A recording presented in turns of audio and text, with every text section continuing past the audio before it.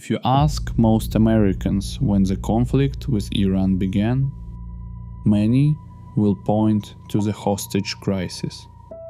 November 4, 1979, American diplomats blindfolded the US Embassy in Tehran, overrun by revolutionary students. For 444 days, America watched its own citizens held captive on television. But that was not where the story began. To understand why Iran and the United States still distrust each other today, you have to go back further, before the nuclear program, before the sanctions, before the chance of death to America, before the hostage crisis. You have to go back to a prime minister, an oil company, a Cold War panic, and a covert operation that many Americans were never taught in school. This is the story of how America lost Iran. In the early 1950s, Iran was not the Islamic Republic we know today. It was a constitutional monarchy ruled by Shah Mohammad Reza Pahlavi. But the most popular political figure in the country was not the Shah, it was Prime Minister Mohammad Mossadegh. Mossadegh was not a communist. He was not a religious revolutionary, he was a nationalist. And his central message was simple: Iran's oil should belong to Iran. At the time, Iran's oil industry was dominated by the Anglo-Iranian Oil Company, a British-controlled company that generated enormous profits, while many Iranians believed their country was receiving a deeply unfair share. For Iranians, this was not just an economic issue, it was about sovereignty, it was about dignity, it was about whether a foreign power could control the lifeblood of the nation. So, Mossadegh nationalized the oil industry. In Iran, many celebrated him as a defender of independence. In Britain, he was seen as a threat. The British government wanted him removed, but Britain alone could not easily solve the problem. After World War II, the old imperial world was fading. The United States was becoming the dominant Western power, and Washington was now viewing almost every crisis through the lens of the Cold War. The question was no longer simply who controls the oil. The question became, what if Iran falls into the Soviet orbit? That fear changed everything. To American officials, Iran sat in a dangerous place on the map. It bordered the Soviet Union, it had oil, it had political instability, and it had a growing communist party, the Today Party, which alarmed Washington. Mossadegh himself was not a Soviet agent.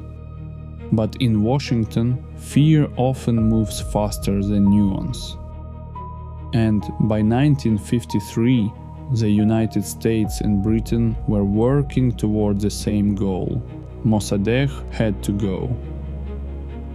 The covert operation became known as Operation TPAJAX. For decades, the details remained buried, disputed, or officially denied. But declassified records later showed what many Iranians had long believed. The CIA helped plan and support the effort to remove Mossadegh from power. The operation involved propaganda, political pressure, contacts with Iranian power brokers, and support for forces loyal to General Fazlollah Zahedi.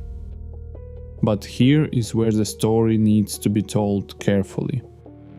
The 1953 coup was not just a simple story of foreign agents walking into a country and flipping a switch. Iran had real internal divisions. Mossadegh had enemies inside Iran. The Shah had supporters. The military was divided. Religious leaders, royalists, landowners, merchants, and political factions all had their own interests. But the key point is this: the United States helped tip the balance. And in Iranian memory, that became the original sin. On August 19, 1953, Mossadegh was overthrown. The Shah, who had briefly fled the country, returned. Washington saw the result as a success. Iran remained in the Western camp. The oil crisis was contained. A potentially unstable nationalist government was gone. From the American side, it looked like a Cold War victory. But from the Iranian side, the message was different. A democratically chosen prime minister had challenged foreign control over Iranian resources, and he had been removed with help from the most powerful country in the world. That memory did not disappear. It waited. For the next quarter century, the Shah became one of America's closest allies in the Middle East. He bought American weapons. He modernized the military. He presented Iran as a pro-Western pillar in a region filled with uncertainty. To American presidents, the Shah looked like stability. He was anti-communist. He was rich in oil. He was predictable. He was useful. But inside Iran, the picture was darker. The Shah pushed rapid modernization from above. He promoted Western-style reforms. He built a powerful state. But he also ruled as an autocrat. Opposition was restricted, political dissent was dangerous, and the secret police, known as Sevak, became a symbol of fear. Because the Shah was so closely tied to the United States, anger at the monarchy increasingly became anger at America. This is one of the most important points in the entire story. For Washington, the Shah was an ally. For many Iranians, he was a ruler kept alive by American power. That difference in perception would eventually explode. By the late 1970s, Iran was changing faster than the Shah could control. There were secular liberals who wanted democracy. There were leftists who hated imperialism. There were religious conservatives who opposed westernization. There were students, workers, clerics, merchants, and ordinary families who had very different visions of Iran's future. But many of them agreed on one thing: the Shah had to go. And behind the Shah, they saw the United States. In January 1979, the Shah left Iran. In February, Ayatollah Ruhollah Khomeini returned from exile. The monarchy collapsed. The Islamic Republic was born. To many Americans, the Iranian Revolution seemed sudden and confusing. One year, Iran was an American ally. The next, it was burning American flags. But to many Iranians, the revolution was the result of decades of humiliation, repression, inequality, and foreign interference. And then came the decision that turned a revolution into a hostage crisis.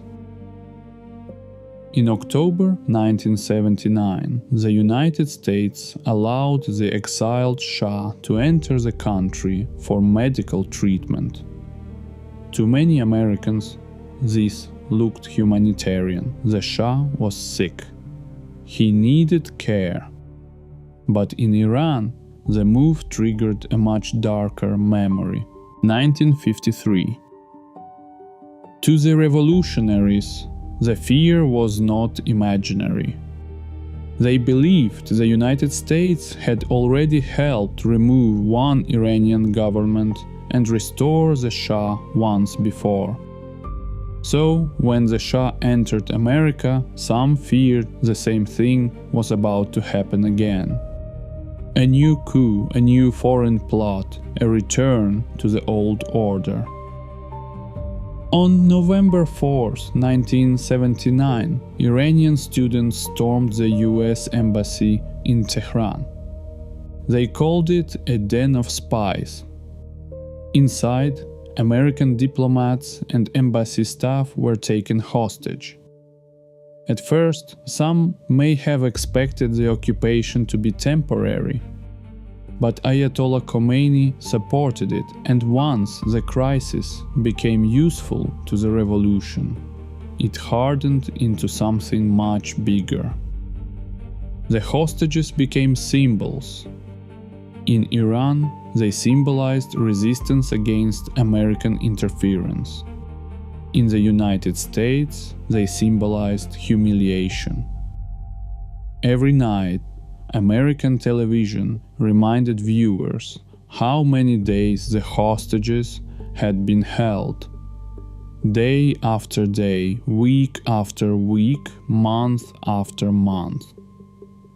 The crisis did not just damage US-Iran relations, it entered American political culture. It made Iran a household name. It made the new Islamic Republic appear fanatical, dangerous, and impossible to reason with. And for President Jimmy Carter, it became a political disaster. Carter tried diplomacy. He froze Iranian assets. He applied pressure. But the hostages remained in captivity. Then, in April 1980, the United States attempted a military rescue. The mission was called Operation Eagle Claw. It was ambitious, secret, and extremely complex. American aircraft and helicopters would enter Iran, reach a remote desert staging area known as Desert One, and eventually move towards Tehran to rescue the hostages. But the operation began to fall apart before it ever reached the embassy. Mechanical problems hit the helicopters. A dust storm complicated the mission. Coordination became difficult. The mission was aborted. Then disaster struck. At Desert One, a helicopter collided with a transport aircraft. 8 American service members were killed. The rescue attempt failed. The hostages were still in Iran. For the United States, Desert One was a moment of shock and grief. For Iran's revolutionary leaders, it was proof that God had protected the revolution. For the American military, it became a painful lesson that would shape the future of US special operations. But for US-Iran relations, the meaning was simpler. There was no going back.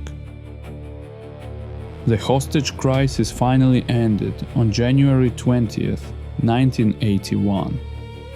The same day, Ronald Reagan was sworn in as president. 52 American hostages were released after 444 days.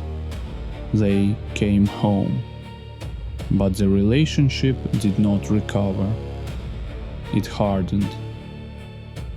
In America, Iran became the country that seized an embassy, humiliated a president, and held Americans hostage for more than a year. In Iran, America remained the country that helped overthrow Mossadegh, backed the Shah, and might try to dominate Iran again if given the chance. Both memories were real, both were incomplete, and both became politically useful. This is why the US-Iran conflict cannot be understood only through policy. It is not just about nuclear technology, it is not just about sanctions, it is not just about oil. It is about memory. For Americans, the defining image is the blindfolded hostage. For Iranians, the defining image is the 1953 coup. For Americans, 1979 proved that Iran could not be trusted. For Iranians, 1953 proved that America could not be trusted. And once both sides built their politics around those memories, every new crisis became easier to explain as betrayal. Every negotiation became suspect. Every concession looked like weakness. Every act of pressure looked like proof that the enemy had never changed. That is how a covert operation became a revolution's fuel. That is how a revolution became a hostage crisis. And that is how two countries that once worked together became enemies for generations. The story of America and Iran did not begin with missiles, uranium, or warships in the Persian Gulf. It began with a question that still has not gone away. What happens when one country's national security becomes another country's national humiliation? In 1953, Washington believed it was protecting the free world. In Tehran, many believed their future had been stolen. In 1979, Iranian revolutionaries believed they were defending their revolution.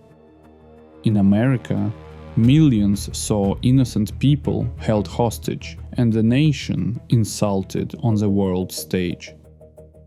Both sides remembered their own wound. Neither side fully accepted the others. And that is why, decades later, the conflict is still alive. Not because history repeats itself exactly, but because history leaves behind stories. And nations, like people, often act according to the stories they cannot forget.